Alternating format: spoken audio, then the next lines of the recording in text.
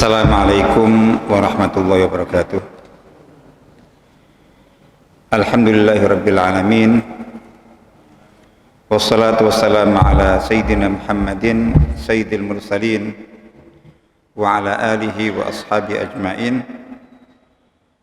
Allahumma ya rabbana lakal hamdu wa lakal syukru kama yanbaghi li jalali wajhika 'azim sultanik. Allahumma la nuhsi thana'an 'alaika anta kama athnayta 'ala nafsik. Allahumma ati nufusana taqwaha wa zakkiha anta khairu man zakkaha anta waliya mulaha. Allahumma ma amsa bina min ni'matin aw bi ahadin min khalqik faminka wahdaka la syarika lak falakal hamdu wa lakal syukr. Allahumma inna amsayna minka fi ni'mati wa afiyati wa sitr fa atimma alaina ni'mataka wa afiyataka wa sitraka fi dunya akhirah. Walhamdulillahil alamin. Para jemaah yang semoga senantiasa dirahmati Allah taala, kita lanjutkan insyaallah kajian kita dari kitab Ma'alim Sunan Nabawiyah yang merupakan himpunan dan rangkuman dari 14 kitab induk dalam bidang hadis. Kita masih membahas tentang bab Islam dan iman. Kita sampai pada bab yang ke-19. Kita baca di sini ada dua hadis, bab qauli syaitani man khalaqa rabbak. Bab tentang ucapan atau bisikan setan, bagian dari godaan setan dalam diri manusia, di hati manusia, berupa pertanyaan yang dilemparkan untuk menimbulkan rasa was-was, keraguan-raguan tentang iman dan akidah, yaitu berupa pertanyaan man khalaqa rabbak, siapakah yang menciptakan Tuhanmu. Itu diantara pertanyaan syaitan. Kita baca di sini dua hadis yang secara umum maknanya sama. Nanti kita akan coba bahas kedua-duanya.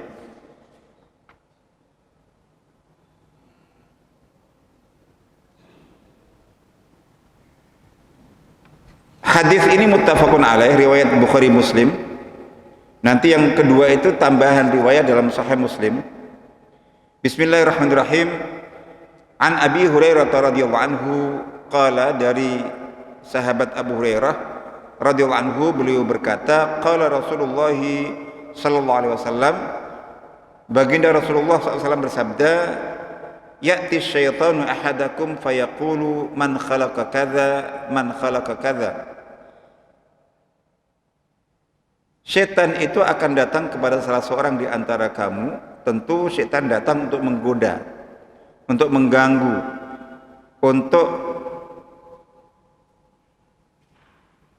menimbulkan segala keraguan. Nah, itu dalam bentuk pertanyaan-pertanyaan. Semula pertanyaannya biasa saja, siapa yang mencipta ini? Siapa yang mencipta itu? Jawabannya Allah. Siapa yang menciptakan langit? Allah. Siapa menciptakan bumi? Allah. Siapa menciptakan manusia? Allah. Siapa menciptakan gunung, matahari dan seterusnya? Jawabannya Allah.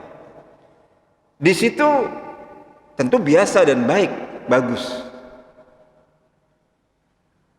Tapi hati-hati kalau itu dari setan. Itu pertanyaan-pertanyaan bagus. Hal-hal yang bagus itu kalau tidak diwaspadai, itu hanya jalan dan jembatan. Yang bahaya lanjutannya. Jadi dari pertanyaan-pertanyaan yang bagus itu dan jawabannya, ya Allah, siapa menciptakan ini? Allah. Tapi kalau itu dari setan, itu akan berlanjut. Jadi, dan lanjutannya ini yang bahaya. Dikatakan hatta yaqula, sampai setan itu berkata dan melemparkan pertanyaan, kalau semua ini langit bumi seisinya yang menciptakan Allah, nah lalu man khalaqa rabbak? Kalau begitu siapa yang menciptakan Tuhanmu? Siapa yang menciptakan Allah? Nah, di sini ketika pertanyaan-pertanyaan itu sudah sampai di poin itu, fa idza balaghahu, ketika pertanyaan seperti itu nanti akan banyak pertanyaan lain. Tidak hanya ini saja. Ini yang paling puncak. Ini puncaknya. Tapi sebelum sampai puncak ini, itu ada sebetulnya. Nanti akan kita sebutkan. Jadi gitu. Ketika sudah sampai ke titik ini pertanyaannya, dikatakan apa yang harus dilakukan? Falyasta'idz billahi walyantahi. Maka hendaklah yang bersangkutan itu, yang menerima lemparan pertanyaan berbahaya itu, hendaklah dia memohon perlindungan kepada Allah, yaitu mengucapkan a'udzubillah. Ini kaidah dasar. Jadi apapun yang kita terima, yang kita alami, yang kita rasakan, yang indikasinya itu dari setan, maka sunnahnya itu kita langsung ta'awudz, isti'adzah. Kayak contoh ketika kita mimpi buruk, itu begitu terbangun itu kan, itu perintahnya segera kita beristi'adzah, memohon ini. Apapun lintasan-lintasan pikiran yang negatif-negatif, yang buruk-buruk itu sunnahnya adalah kita berta'awudz, memohon perlindungan kepada Allah Ta'ala. Falasta'idz billahi, dengan mengucapkan a'udzubillahi minasyaitonir rajim, wal yantahi, dan hendaklah dia berhenti. Artinya berhenti apa itu? Mengkat, memutus pertanyaan yang seperti itu. Apalagi sudah sampai ke puncak itu. Jadi gitu. Sadarlah bahwa itu dari setan dan tujuannya untuk menimbulkan keraguan-keraguan dalam bidang keimanan dan akidah. Maka dua hal yang dilakukan, yaitu dia beristi'adzah, berta'awudz, memohon perlindungan kepada Allah Ta'ala dengan mengucapkan a'udzubillahi minasyaitonir rajim. Yang kedua adalah jadi memutus, menghentikan pertanyaan yang seperti itu. Jangan diperturutkan. Jangan diperturutkan. Hadis riwayat Imam Bukhari Muslim. Kita lanjutkan dengan riwayat dari Imam Muslim. Kalau tadi dua-duanya dari Bukhari Muslim ada, Bukhari ada, Muslim ada. Nah, dikatakan di sini wa fi riwayat Muslim, dalam sebuah riwayat hadis ini milik Imam Muslim, artinya ada di kitab Muslim saja, tidak ada di Bukhari. Kalau redaksi tadi itu ada di dua-duanya, Bukhari ada, Muslim ada. Yang nah, redaksi ini, riwayat ini yang akan kita baca itu ada di dalam riwayat Imam Muslim saja. Jadi kalau kita belajar dan membaca kitab Sahih Muslim itu ada perbedaan antara Sahih Bukhari Muslim. Kalau derajat kesahihannya itu hadis Bukhari, kitab Sahih Bukhari paling tinggi. Sahih Muslim nomor 2 di bawahnya secara umum. Tapi dari sisi metodologi periwayatan hadis, jadi satu hadis itu kan kadang ada lebih dari satu versi riwayat, ada lebih dari satu redaksinya, bisa ada 2, ada 3, bahkan bisa sampai 5, banyak. Nah, itu kalau Imam Bukhari rahimahullah meriwayatkan tentang sebuah hadis dengan versi riwayat yang berbeda-beda, itu biasanya beliau itu meriwayatkan setiap riwayat itu di satu bab, di satu tema yang berbeda dengan tema yang lainnya. Jadi satu hadis itu dipisah-pisah. Jadi masing-masing memiliki makna yang berbeda. Tapi kalau Imam Muslim, ketika ada satu hadis dengan lebih dari satu versi riwayat, itu beliau kumpulkan di satu bab. Ada 2, ada 3, ada 4, ada 5, itu kita langsung tahu. Kalau Bukhari susah. Kalau kita baca semuanya baru kita ketemu. Oh, ternyata hadis ini disebutkan juga di kitab ini, di bab ini dan seterusnya. Oke. Nah, di sini di dalam riwayat yang lainnya itu ada redaksi begini. Secara maknanya sama. Dikatakan la yazalun nasu yatasaaluna hatta yuqal hadza. Jadi orang-orang, manusia itu di antara tabiatnya itu memiliki rasa penasaran yang tinggi, penuh tanda tanya, apa saja maunya ditanyakan. Jadi orang-orang itu, manusia itu biasa saling menanyakan, memiliki tanda tanya, sampai dikatakan ini. Apa itu? Yaitu tanda tanya ini. Khalaqallahul khalqa. Allah telah menciptakan makhluk semuanya. Bumi, langit, seisinya itu Allah yang menciptakan. Nah, faman khalaqallah? Sampai ke titik pertanyaan. Kalau begitu yang menciptakan Allah siapa? Di sini, faman wajada min dzalika syai'an, maka barang siapa yang mendapati bisikan pertanyaan seperti itu di dalam dirinya, ada lintasan pikiran seperti itu, falyaqul amantu billah, maka hendaklah dia berucap aku beriman kepada Allah.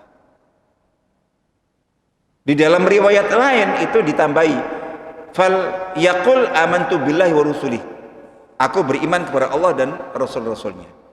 Nah, dari 2 riwayat ini kita dapati bahwa ada 3 hal.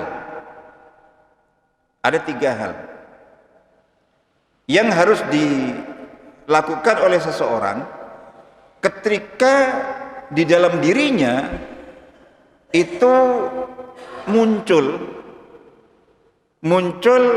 bisikan-bisikan, lintasan pikiran-pikiran. Jadi gitu. Yang itu negatif.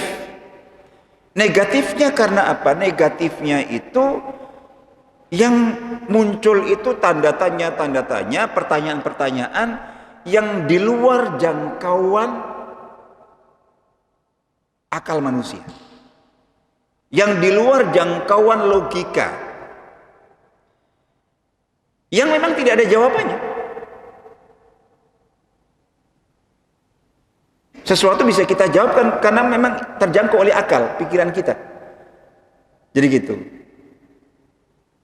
Kalau kita bahkan untuk hal yang sebetulnya terjangkau oleh akal kita, tapi kita tidak tahu jawabannya, kan jawabannya wallahu a'lam, kan?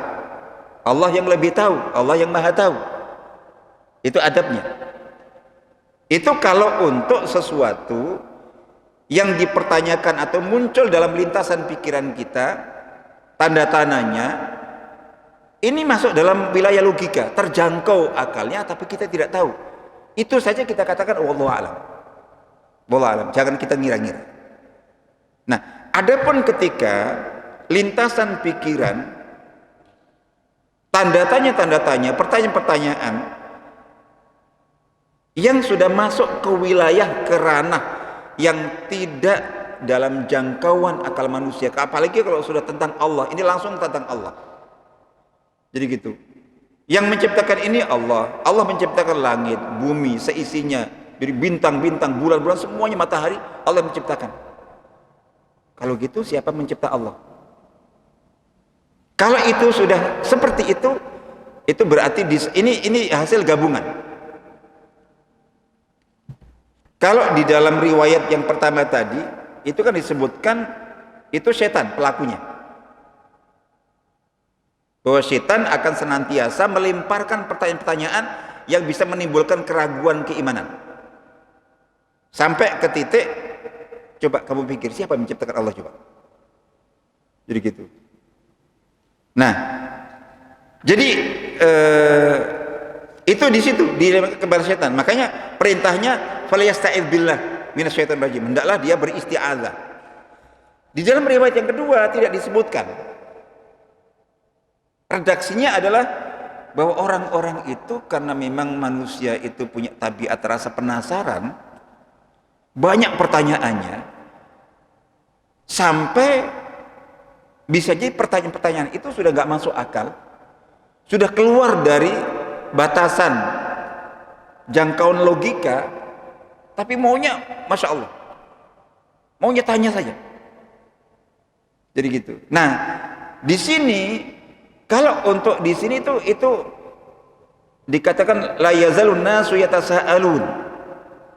Manusia itu senantiasa bertanya-tanya, banyak mempertanyakan, saling mempertanyakan pertanyaan-pertanyaan yang banyak sampai ke titik pertanyaan ini. Kalau Allah yang menciptakan makhluk semuanya, lalu siapa yang menciptakan Allah? Di sini ketika sampai di sini itu diperintahkan untuk mengucapkan amantu billah wa rasulih. Aku beriman kepada Allah, titik. Nah, dari ini dari dua riwayat hadis ini kita dapati panduan bahwa ketika di dalam masalah agama, khususnya masalah akidah,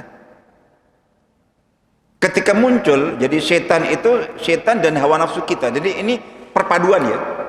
Kalau di dalam riwayat di sini itu manusianya yang saling bertanya, mempertanyakan. Berarti sumbernya dari hawa nafsu. Kalau itu dari manusia. Di hadis pertama, riwayat pertama, itu setan yang melemparkan pertanyaan itu. Ini tidak bertentangan. Dua riwayat itu saling melengkapi.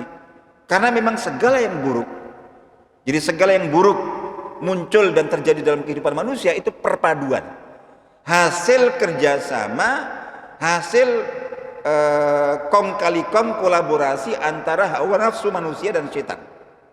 Itu padu. Jadi makanya di dua riwayat ini, yang pertama itu dinisbatkan ke setan yang melemparkan pertanyaan seperti itu. Di dalam riwayat kedua tidak disebutkan setan di sini. Manusia itu dari rasa penasarannya itu selalu memunculkan pertanyaan-pertanyaan, sampai pertanyaan yang paling tidak masuk akal ini. Yang dipertanyakan siapa yang menciptakan Allah Ta'ala. Nah, ketika ada itu petunjuknya tiga yang dilakukan. Pertama adalah mengkat, memotong mata rantai peti itu. Udah, harus berhenti, harus dia pupus penasarannya itu. Mengapa kalau ini dilanjutkan, itu berarti dia sudah masuk dan terjerumus di jurang kesesatan. Ini kalau saya lanjutkan saya sesat. Sudah, pupus itu, berhenti. Pertama, dan sadari itu dari setan dan dari hawa nafsu. Yang kedua adalah beristi'adzah. Jadi potong mata rantai pertanyaan seperti itu, kita yang menghentikannya. Jadi ibaratnya gini, kayak contoh, seseorang ini mau lari kencang, jadi gitu. Udah pokoknya pengen semangat lari, ternyata dia lari ke arah jurang. Dia tahu di situ. Tadi mau kencang, itu apa yang harus dilakukan? Ya menghentikan. Kalau tidak, terjun dia. Jadi, ya kayak orang ketika naudzubillah di jalan gitu, itu ternyata ada pejalan kaki atau apapun gitu, atau mungkin lampu merah dan segala macam. Jadi gitu. Artinya harus dihentikan. Ketika berlanjut itu tahu ini bahaya. Jadi gitu. Maka pertama harus di-cut, harus diputus. Jadi gitu. Harus dihentikan. Jadi udah, rasa penasarannya harus dipupus. Itu pertama. Yang kedua adalah beristi'adzah, berta'awudz, memohon perlindungan kepada Allah Ta'ala dari setan, karena itu dari bisikan setan. mengucapkan a'udzubillahi minasyaitonir rajim, a'udzubillahi minasyaitonir rajim, a'udzubillahi minasyaitonir rajim. Itu yang ketiga, itu tegaskan aku beriman kepada Allah. Ini masalah iman. Jadi gitu. Ini masalah keimanan. Aku beriman kepada Allah, aku beriman kepada Allah. Nah itu bisa mungkin barangkali memperbarui apa itu bersyahadat. Jadi baik ucapan amantu billah, aku beriman kepada Allah, atau mengucapkan asyhadu an la ilaha illallah. Jadi semakna dengan itu. Jadi gitu. Kalau mau ditambahi termasuk istighfar. Jadi astagfirullah, astagfirullah. Intinya adalah apa itu? Ada dua. Jadi menghilangkan rasa penasaran dan menghapus jejak pengaruh negatif dari hawa nafsu, dari setan. Itu intinya. Nah, itu dengan ta'awudz, dengan isti'adzah, jadi gitu. Terus ditambah dengan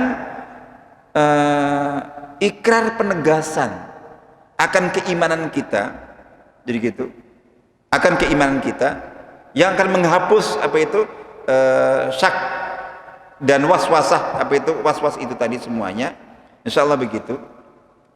Lalu kemudian ya termasuk tadi, karena mungkin tadi apa itu, jadi mengapa kok, jadi gini, mengapa kok muncul gangguan itu? Padahal kan selama ini nggak muncul itu, aman-aman saja. Berarti kita ada celah. Jadi syaitan itu kan gitu. Hati kita itu kalau sampai lalai dari zikrullah, lalai dari Allah Ta'ala, itu dicengkram. Dikatakan makanya syaitan dikatakan al-waswasil khannas, pembisik yang maju mundur. Itu dibayangkan seperti apa?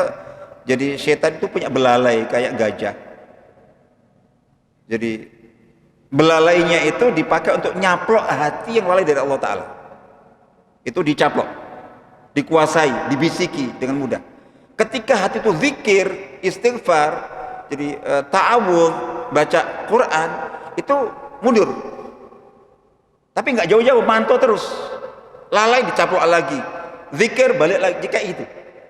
Nah artinya ketika setan itu ternyata berhasil membisikkan sesuatu kepada kita, melemparkan pertanyaan-pertanyaan yang bisa mempengaruhi keyakinan keimanan kita, menimbulkan apa itu keraguan-raguan, artinya berarti pembentengan kita sedang lemah. Pembentengan kita sedang lemah dan berarti ada celah. Apakah kita lalai zikrullah atau celah maksiat tadi? Maksiat pikiran, maksiat mata, akhirnya setan punya pintu untuk masuk. Makanya di samping ta'awudz tadi istighfar, tobat kepada Allah Ta'ala. Jadi, apakah lintasan pikiran itu salah? Kalau tidak diperturutkan lintasan pikiran, termasuk pertanyaan, yang nyipta Allah siapa ya? Jadi gitu. Itu kalau lintasan saja terus di-cut itu tidak salah. Yang salah itu kalau itu diperturutkan. Mikir, itu. Jadi dia beri jalan. Kayak pernah tempo hari ketika kita berbicara, seseorang misalnya punya lintasan apa ya? Namanya kan bisikan hati. Karena ada lintasan yang negatif, yang dikatakan kalau sampai itu terucap atau orang lain tahu, kita akan malu. Mohon maaf misalnya bahwa itu bisa. Itu kita saklibatan melintas di depan kita, istri tetangga, itu bisa ada lintasan yang buruk. Nah kalau segala lintasan itu dimaafkan, kita sudah bahas. Nah tapi kalau ini kemudian diperturutkan, dibiarkan, nah di situ baru bukan lintasan yang buruk itu, tapi membiarkan dan memperturutkan. Nah itu baru, makanya di-cut langsung. Jadi harus di-cut langsung segala yang buruk-buruk itu. Nah itu tadi. Jadi dengan memotong mata rantai, jadi menghentikan itu, menyadari bahwa itu ada dari setan, beristi'adzah, a'udzubillahi minasyaitonir rajim. Jadi gitu. Terus kemudian menyatakan ikrar keimanan dengan amantu billah, aku beriman kepada Allah Ta'ala, atau dengan istighfar, atau apa saja ucapan-ucapan yang meneguhkan keimanan. La haula wala quwwata illa billah, hasbunallahu wa ni'mal wakil. Termasuk di antaranya istighfar. Khususnya tadi istighfar saya tambahkan karena adanya godaan itu pasti karena ada celah. Jadi pembentengan kita sedang melemah, terus ada celah kemaksiatan, pikiran, hati, maksiat mata, langsung setan itu tadi nyaplok, terus kemudian melimparkan bisikan-bisikan jahat. Nah, ini kan contoh untuk lintasan pikiran, pertanyaan dan tanda tanya di dalam pikiran kita yang dahsyat. Ini puncaknya sampai terlintas, siapa yang menciptakan Allah ya? Kalau semua makhluk itu ada awalnya, ada awal mulanya, terus itu awalnya Allah itu gimana? Itu bisa muncul itu bisa muncul. Ini puncaknya. Tapi sebetulnya pertanyaan-pertanyaan penasaran seperti ini itu banyak. Pada saat kita membahas tentang hadis Islam, iman dan ihsan dulu, itu kan di bagian keduanya itu tentang tanda-tanda kiamat. Sebelum Jibril alaihissalam bertanya kepada Nabi Muhammad SAW tentang apa tanda-tanda kiamat, kalau untuk tanda-tanda kiamat dijawab. Tapi sebelumnya Jibril mengatakan akhbirni matas sa'ah, atau akhbirni anis sa'ah, coba beritahukan kepadaku tentang kiamat itu kapan. Nah, ketika pertanyaan tentang kiamat itu kapan, jawaban Nabi SAW, mal mas'ulu anha bi'alam nasail. Kalau tentang kiamat kapan, ini yang ditanya saya ataupun yang bertanya engkau sama-sama tidak tahu. Jangan tanya itu. Itu di luar jangkauan kita. Jadi yang tahu hanya Allah. Nabi tidak tahu, malaikat juga tidak tahu. Nah, tapi tadi saya katakan bahwa manusia itu sifat dasarnya penasaran. Jadi gitu, penasaran. Ya nggak masalah. Tapi kalau penasaran tentang sesuatu yang karena belum diketahui, tapi sesuatu itu masih dalam jangkauan, ada kemungkinan diketahui, jadi gitu, itu nggak apa-apa. Penasaran terus kemudian ya dia berusaha untuk memuaskan penasarannya dengan mencari tahu. Tapi di sini syaratnya bahwa apa yang belum dia ketahui yang membuat dia penasaran itu memang manfaat kalau dia tahu. Karena ada penasaran mengetahui sesuatu mungkin bisa diketahui, tapi nggak manfaat sebetulnya. Itu juga sebaiknya di-cut, jangan teruskan. Ngapain kamu nyusahkan diri untuk mengetahui sesuatu yang itu mengetahuinya nggak nambah apa-apa, sia-sia. Itu pertama. Apalagi penasaran terhadap sesuatu yang mungkin bisa diketahui, tapi mengetahuinya itu malah buruk. Cari-cari aib orang, dengar isu gitu, bener nggak ya tentang keburukan orang, terus dicari tahu, itu udah dosa setiap langkah itu. Itu jadi itu. Ini untuk sesuatu yang kita penasaran karena kita ingin tahu, jadi gitu. Tapi mengetahuinya itu tidak manfaat, apalagi malah madarat. Itu kan kita boleh penasaran dan melanjutkan penasaran kita dengan upaya mengetahui, kalau kita tahu bahwa mengetahui yang belum kita tahu itu yang buat kita penasaran, itu memang bermanfaat, nambah ilmu. Ya, penasaran pada ilmu, pengen tahu ilmu tafsir, ilmu hadis, silakan penasaran sebaik-baikmu, bagus. Jadi gitu, karena penasaran itu yang membuat ini. Terus misalnya kita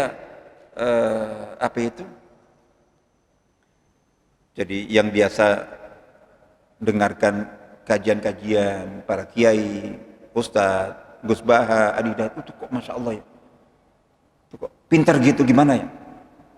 Terus pengen tahu gimana caranya beliau bisa pintar. Bagus itu, supaya kita bisa termotivasi dan niru. Kalaupun tidak bisa sama persis, ya paling tidak lah ada dapat sebagiannya. Jadi itu baru bagus. Jadi kita boleh penasaran, melanjutkan penasaran kita, jadi gitu, dan melakukan langkah-langkah untuk memuaskan penasaran kita dengan mencari tahu. Itu kalau tentang yang ingin kita ketahui, yang membuat kita penasaran, itu pertama itu dimungkinkan untuk kita bisa ketahui dalam jangkauan pengetahuan. Yang kedua, bahwa mengetahuinya itu bermanfaat. Tapi kalau mengetahuinya itu jadi tiga hal yang tidak boleh kita lanjutkan. Jadi gitu. Artinya kalau yang membuat kita penasaran, membuat kita ingin tahu, kita tahu bahwa mengetahui hal itu nggak nambah manfaat. Jadi, nah cuman masalahnya sekarang ini banyak di dunia kita sekarang, apalagi di era medsos. Itu tahu isu-isu selebriti tentang Islam macam itu, masya Allah. Jadi ini gimana sih? Udah, artinya, andai pun tahu itu juga nggak ada manfaat apa-apa, lebih cenderung ke madarat. Yang kedua, bahwa sesuatu yang kita penasaran, mungkin kita bisa ketahui, tapi mengetahui malah madarat. Kayak tadi, aib-aib orang, dengar ini itu, isu ini itu bener gak ya? Bener gak ya? Terus kita cari tahu, tanya sana sini. Itu dosa semuanya. Itu hentikan. Nah puncaknya itu yang tidak boleh kita, harus kita cut, kita tidak lanjutkan kalau pertanyaan-pertanyaan itu tentang hal-hal yang di luar jangkauan akal logika manusia, di luar jangkauan akal dan logika manusia. Dalam konteks agama itu wilayah akidah. Akidah itu wilayahnya gaib. Rukun iman yang 6 itu gaib semuanya. Manusia penasaran aja. Jadi gitu. Nah, hal-hal tentang akidah dalam batas yang masih terjangkau oleh akal dan logika, itu silahkan kita pikir. Jadi itu ada hal-hal yang seperti itu. Jadi secara umum tentang adanya Allah, itu logika kita itu berbicara dengan bukti makhluk-makhluk ini nggak mungkin. Jadi artinya bahwa nggak mungkin alam raya dengan sehebat ini, sebesar ini, sedahsyat ini, serapi ini, seteliti ini, itu tidak mungkin, nggak masuk akal tercipta dengan sendirinya. Itu akal kita yang mengatakan. Terus kemudian kalau tidak tercipta dengan sendirinya, itu apa mungkin dia yang menciptakan dirinya? Kok bisa ada, dari mana itu? Kalau tidak bisa dengan sendirinya, apakah mungkin dia yang menciptakan dirinya? Nggak masuk akal lagi. Nah, baru kemudian kita ketemu kemungkinan ketiga. Itu berarti pasti ada pencipta selain dirinya yang menciptakannya, dan itulah Allah. Itu sampai di titik itu. Secara umum Allah itu maha kuasa, maha segala-galanya. Itu masuk di situ. Jadi Allah pasti maha sempurna. Itu bisa. Akal dan logika kita juga mengatakan itu. Kita memikirkan mengapa Allah mengutus para rasul, itu bisa kita inikan. Karena bagaimana? Manusia ini kan hidup sesuai dengan kehendak Allah, syariat Allah. Dari mana kita tahu Allah itu kehendaknya bagaimana, syariatnya bagaimana, supaya kita mengikuti aturan Allah? Ya hanya lewat Rasul, lewat kitab, gitu. Sampai titik itu. Tapi mengapa kok si A yang diutus bisa mikir Rasul? Udah, itu domain Allah. Jangan protes. Kenapa Rasul terakhir kok bukan dari Indonesia? Sudah. Jadi kalau kita lanjutkan nanti kita bisa bahaya. Jadi contoh itu. Tapi ada Rasul itu diutus pertama kali itu dengan memakai bahasa kaumnya. Kitab yang diturunkan, yang dibawanya itu bisa kita. Ada wilayah-wilayah dalam wilayah logika. Tapi kebanyakan tema-tema akidah, iman kepada Allah, malaikat, kitab-kitab, rasul-rasul, hari akhir, qadha dan qadar itu gaib. Gaib itu artinya tidak terjangkau oleh akal logika kita. Hati-hati kita sejak awal ketika membahas tentang rukun iman manapun, salah satu kaidah dasar harus siap membatasi diri, mengkat penasaran kita. Contoh masalah takdir, itu banyak pertanyaan-pertanyaan tentang takdir itu yang bahkan sampai dibahas itu mestinya dikat itu. Enggak, udah. Bicara takdir itu bicara tentang kemahakuasaan Allah yang tidak tanpa batas. Terus kita mau bahas dengan akal kita,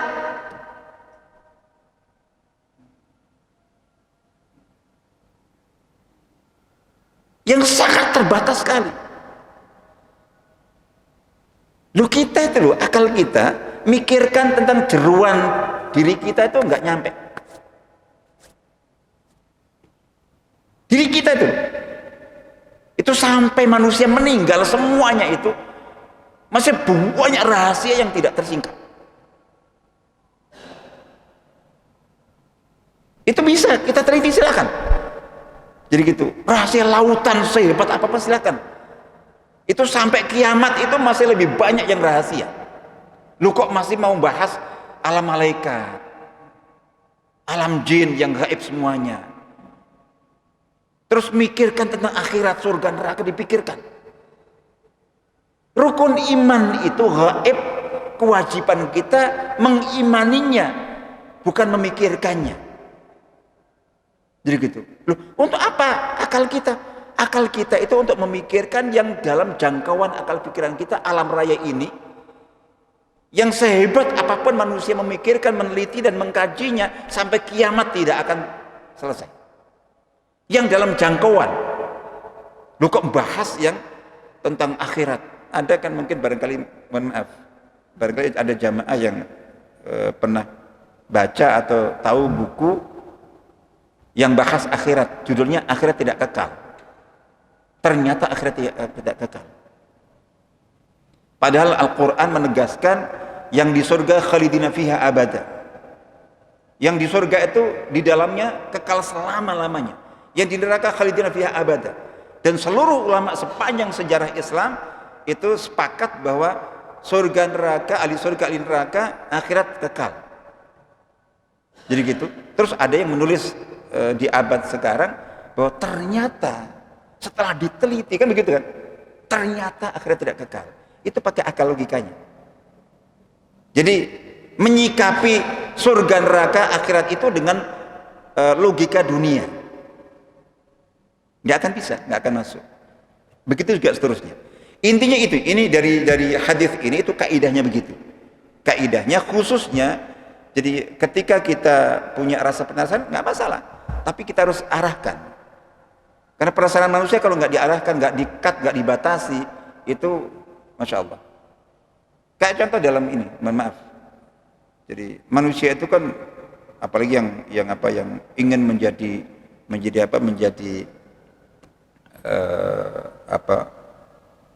manusia super, khususnya di dunia bela diri. Mohon maaf, mengapa di dunia bela diri di sekitar kita itu rata-rata itu selalu ada campur tangan alam lainnya itu karena manusia ketika belajar memperkuat dirinya, kehebatan tendangannya itu sampai titik tertinggi, kemampuan puncak normal manusia normal itu nggak puas, masih mau tinggi lagi. Nah itu kemudian ada yang intervensi di situ, akhirnya pakai tenaga dalam. Kalau sudah tenaga dalam campur tangan alam gaib, jin dan segala macam. Jadi gitu. Itu karena itu penasaran. Jadi intinya itu. Jadi itu ada memang sifat itu, tapi kita yang harus membatasi diri dan mengkat. Kalau penasaran kita itu, pertanyaan-pertanyaan kita itu sudah masuk ke wilayah yang bahaya. Seperti kita lari ternyata di depan kita ada jurang, ya kita bagaimanapun harus menghentikan dengan cara apapun. Kalau tidak, terjun kita. Insya Allah itu. Jih.